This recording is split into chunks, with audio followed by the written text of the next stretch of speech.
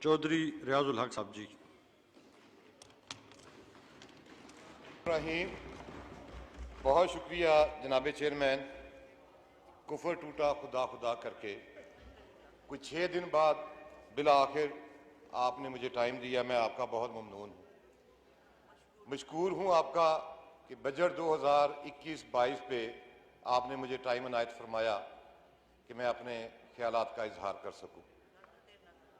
इससे बेशतर कि मैं अपने ख्यालात का बजट पे कोई बात करूँ, असम्बली में होने वाली हंगामा आराई पर मैं दुख का इजहार भी करता हूँ, शर्मिंदगी का इजहार भी करता हूँ और इसकी भरपूर मजम्मत भी करता हूँ। इस असम्बली में इससे पेशतर भी ऐसे वाकयात पेश आते रहे जनाब स्पीकर, लेकिन बदकिस्मती से ये पहला वाकया है कि जिसमें बढ़ चढ़कर वज़रा ने हिस्सा लिया। ना सिर्फ कुर्सियों पर खड़े रहे बल्कि मेज के ऊपर खड़े होकर भी किताबें चलाते रहे। इस हाउस की तारीख में शायद ही ऐसा मौका पहले आया हो। मैं इस तर्ज अमल को गैर जमहूरी और गैर जमहूरी क़ुव्वतों को मजबूत करने का एक जरिया समझता हूँ। दुआ गो हूँ कि खुदा की ज़ात इस मुकद्दस ईवान को सदा आबाद रखे और इस 22 करोड़ आवाम को जिनकी हम नुमाइंदगी के लिए यहाँ इकट्ठे हैं, इनकी दुआओं का मरकज़ और उम्मीदों का मरकज़ रखे। जनाब स्पीकर, कायदे हिज़्ब इख्तिलाफ मियाँ शहबाज शरीफ साहब ने अपनी बजट तकरीर में जहाँ इस हुकूमत की 3 साला कारकर्दगी को बेनकाब किया, वहीं उन्होंने इस 22 करोड़ अवाम की आवाज़ भी बने, उनकी तकालीफ का, उनके प्रॉब्लम्स का यहाँ पर इजहार किया। मैं ज़ाती तौर पर समझता हूँ कि उनका ये इक़दाम अवाम की भरपूर नुमाइंदगी और काबिल तहसीन है। यहाँ पर एक मौजूद साबिक वफाकी वज़ीर, जो अब मौजूदा भी वफाकी वज़ीर हैं, पहले वज़ीर ख़जाना रहे, अगर रिकॉर्ड वैसे भी देख लिया जाए असम्बली का उठाकर, तो पिछले 3 साल से पाकिस्तान मुस्लिम लीग पर एक जो सबसे बड़ा इल्ज़ाम है जनाब स्पीकर, वो करंट अकाउंट डेफिसिट का है कि 20 अरब डॉलर का करंट अकाउंट डेफिसिट छोड़ गए, एक लैंड माइंस लगाकर हमारे लिए चले गए, जिससे ये मुल्क की मुआशत तबाह हो गई। ये आधा सच है मैं जनाब स्पीकर, और मैं समझता हूं कि इस हाउस में खड़े होकर हमें पूरा सच बोलना चाहिए। और मैं ये भी समझता हूं कि जिन वजीर मौसूफ ने यहाँ पे ये तकरीर फरमाई, वो इसकी तारीख से भी बखूबी वाकिफ हैं। करंट अकाउंट डेफिसिट जनाब स्पीकर ट्रेड डेफिसिट से जन्म लेता है। बुनियादी तौर पर करंट अकाउंट डेफिसिट की बुनियाद ट्रेड डेफिसिट है, और मैं यहाँ पर तारीख की दुरुस्तगी के लिए ये लाजमी बताना चाहता हूँ कि करंट अकाउंट डेफिसिट का ताल्लुक चूँकि ट्रेड डेफिसिट से है। ट्रेड डेफिसिट इस मुल्क में सबसे पहले 2002-2003 में शुरू हुआ।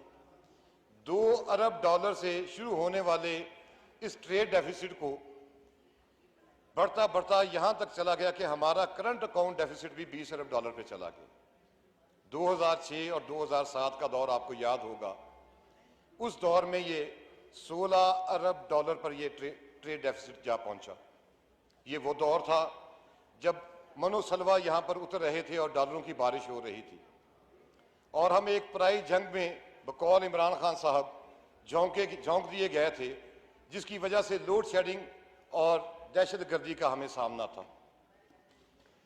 वही दौर हमें ये ट्रेड डेफिसिट, लोड शेडिंग और दहशतगर्दी का तोहफा देकर रुखसत हुआ, तो पीपल्स पार्टी को विरासत में 10 से 12 घंटे की लोड शेडिंग और हफ्तावार बल्कि ट्वाइस अ वीक भी दहशतगर्द हमलों का सामना रहा।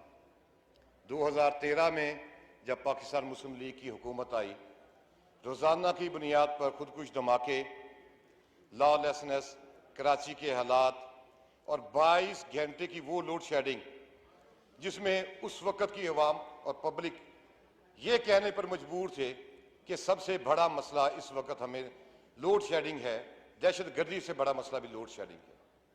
ये मियां नवाज शरीफ का पाकिस्तान मुस्लिम लीग का कारनामा है जो 12,000 मेगावाट का 4 साल में आपको तोहफा देकर गए।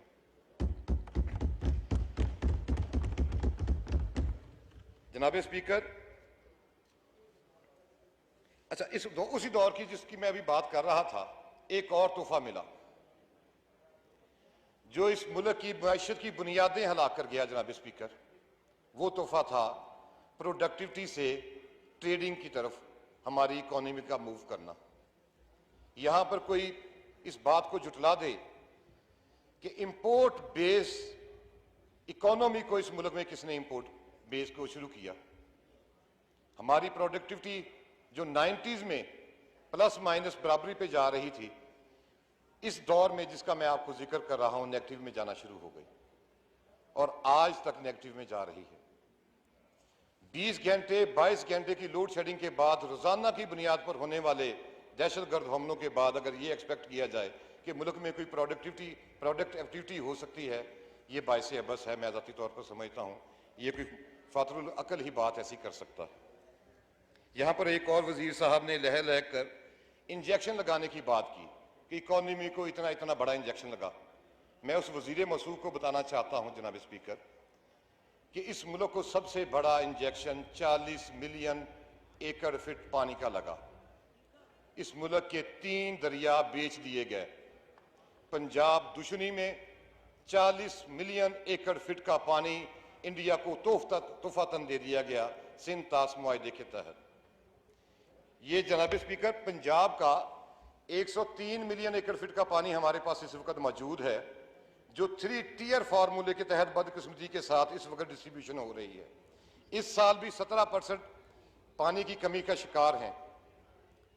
114 मिलियन एकड़ फिट के पानी पर 1991 अकॉर्ड किया गया, लेकिन आज तक 114 मिलियन एकड़ के फिट के हिसाब से हमारी डिस्ट्रीब्यूशन नहीं हो सकी। ये बदकिस्मती है। और इसमें अभी यहाँ पर किसी एक दोस्त ने जिक्र भी किया 13 पॉइंट समथिंग मिलियन एकड़ फिट के हमारे पास रिजर्वायर हैं, जो हमारे पास 46 मिलियन एकड़ फिट के होने चाहिए। जनाब स्पीकर, ज़राअत को तरक्की देने के लिए अगर वो 40 मिलियन एकड़ फिट पानी हमारे पास मौजूद होता तो हम अपना चोलिस्तान भी आबाद कर लेते और अपना थर भी आबाद कर लेते। और इसको इन 2 इलाकों को आबाद करने से कमो बेश हमारे पास 25 मिलियन टन सिर्फ गंदम की सूरत में मैसर होता, जो फूड सिक्योरिटी के जो हमारे मसाइल सामना करना पड़ रहा है वो ना करना पड़ता। जनाब स्पीकर, अभी मैं थोड़ा सा जो बजट के सीधा से फीचर्स हैं उन पर बात करना चाहूँगा।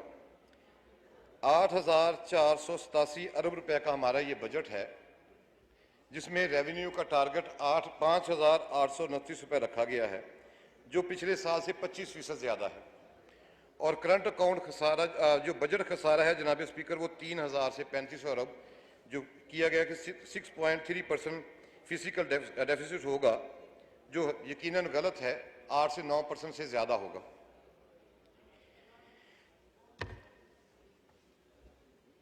पीटीआई की हुकूमत से आने से पहले यह बहुत ढिंढोरा पीटा गया जनाब स्पीकर कि डॉलरों की बारिश हो जाएगी, फॉरेन डायरेक्ट इन्वेस्टमेंट का एक सैलाब आएगा और इस मुल्क में सड़कों पर आपको डॉलर मिलेंगे।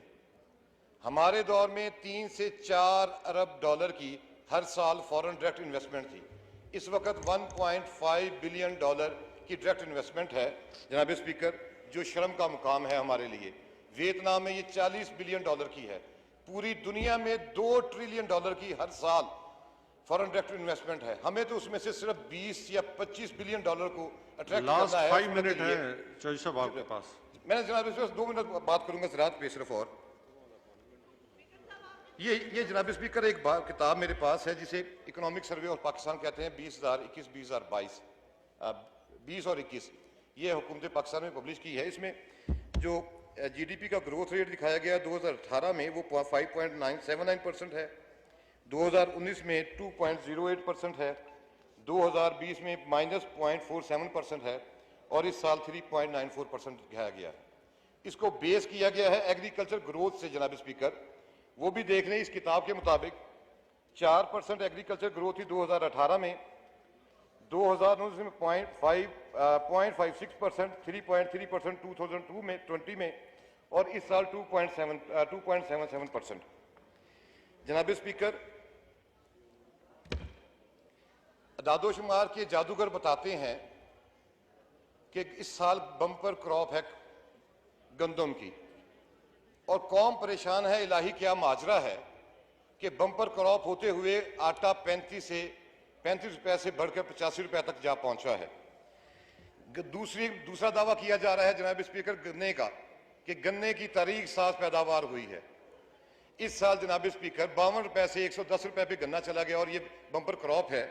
इसी तरह तीसरी मकई का बहुत बड़ा क्रेडिट लिया जा रहा है।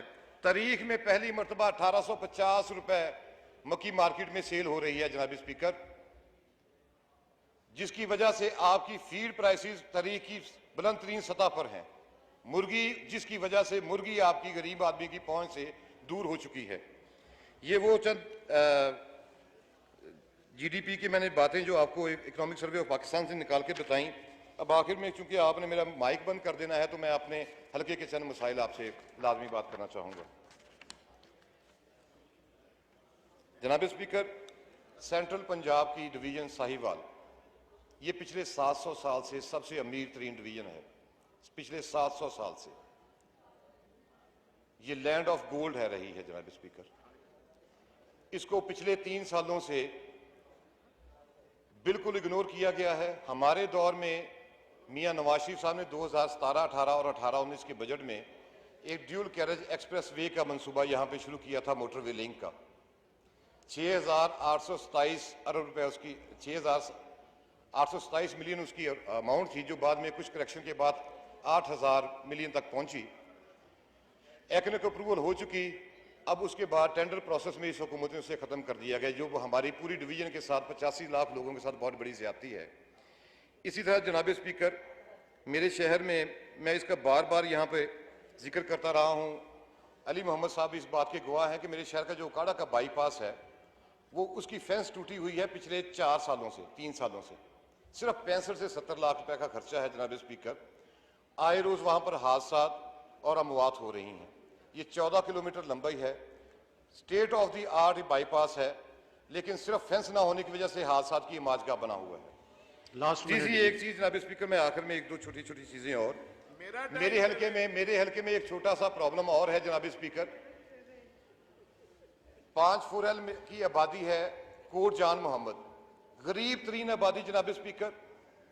2 मरले से लेकर 3 मरले तक के घर हैं। 10 से 12 अफराद इन पर मुश्तमिल ये घराने हैं। 11,000 केवीए की लाइन बिल्कुल ऊपर से गुजर रही है, लोगों की छतों के पर लग रही है। अब तक 11 हादसा हो चुके। आज से 2 माह पहले भी एक हमारा बेटा 6 साल इन तारों से लटक के अपनी जान की बाजी हार चुका। मैं 3 मरतबा मिनिस्टर ऑफ एनर्जी को रिक्वेस्ट कर चुका हूँ, खुदारा इस पर ख्याल करें और इसको या तो साइड पे हटाएं या उसका कोई इंतजाम किया जाए। आखिर में इस दुआ के साथ कि जनाब स्पीकर, खुदा इस मुल्क को, इस जन्नत को सदा आबाद रखे और इसमें बचने वाले 22 करोड़ अवाम को खुशहाल वामा अलैना लल बलाग। जी।